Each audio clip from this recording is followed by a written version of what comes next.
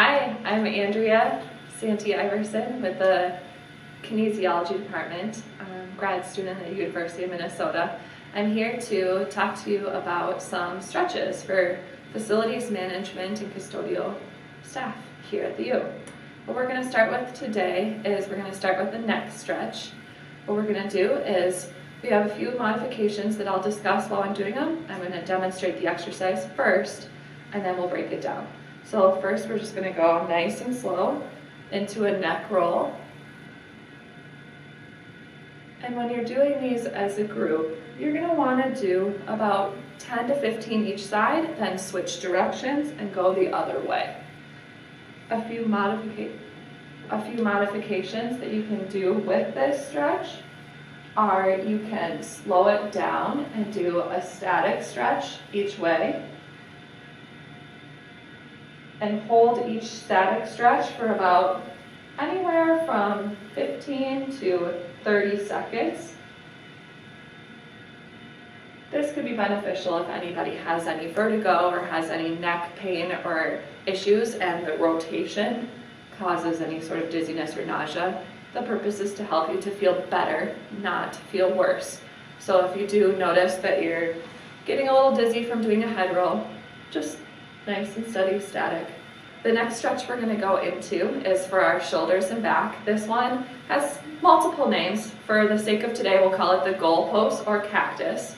Again, this has a few modifications. You could go both arms down all the way through the motion, or you can go one arm at a time, or if you have any shoulder limitations, you can start low at your hands at your side and come up into a W position, and then nice and slow back down.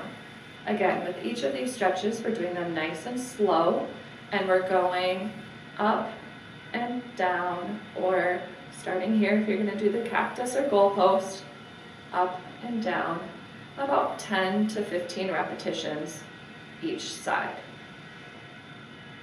Next, we'll move into our shoulder rolls.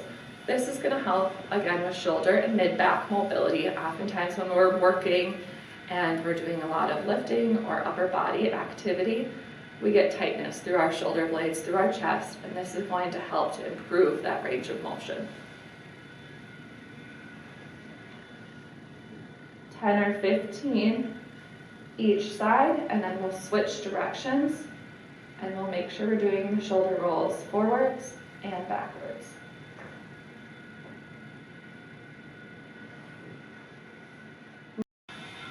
Our next stretch that we'll move into is our upper body mobility stretch. I'll demonstrate this stretch and then we will discuss it in detail. This stretch, you can start with your hand behind your back, and then opposite hand comes to meet between your shoulder blades.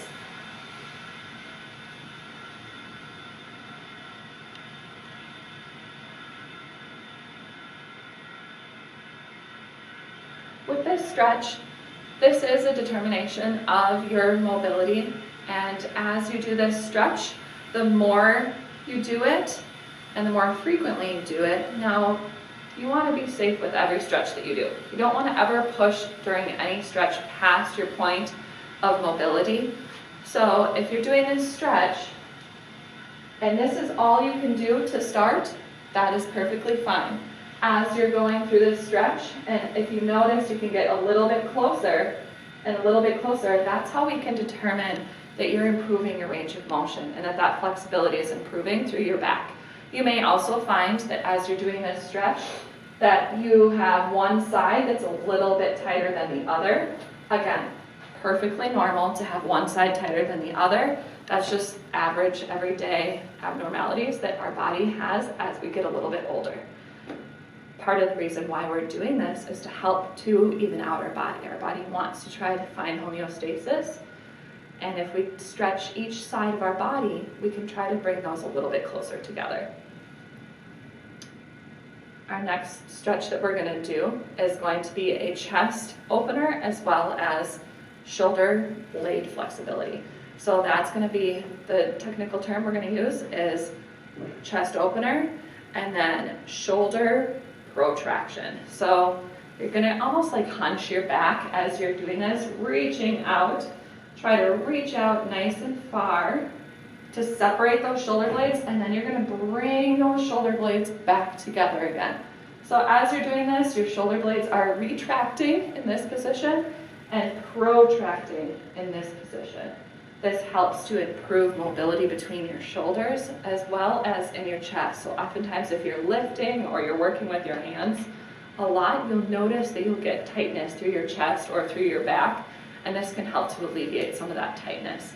So with this stretch, again, you're taking your time. You're not going too fast through the range of motion, and we're doing about 10 to 15 repetitions each time you do this.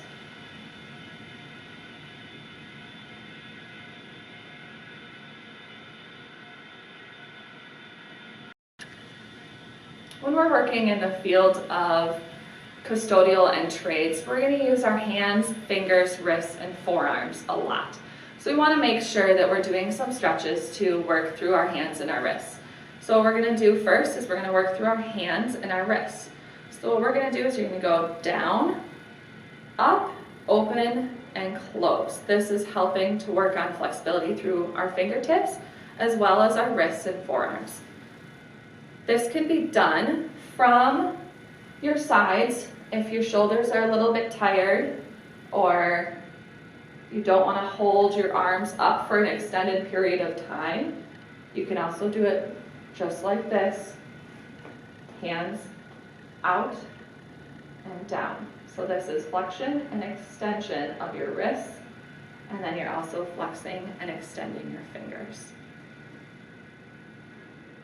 Our next exercise that we're going to go to for our wrist is some wrist circles.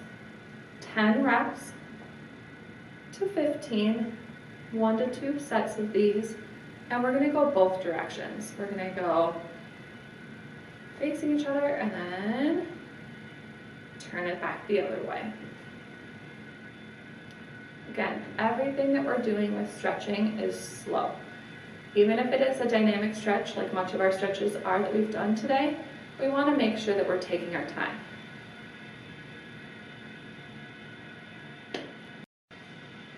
To stretch out our lower back and core, what we want to work on is a back extension.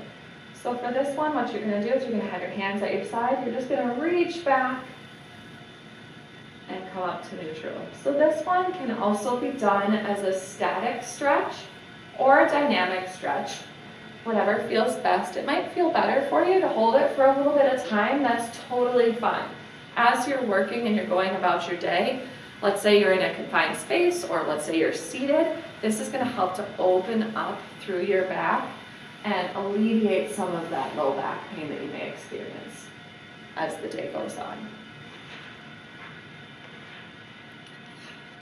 To improve lower body flexibility and mobility, what we want to do is we want to work on some squats.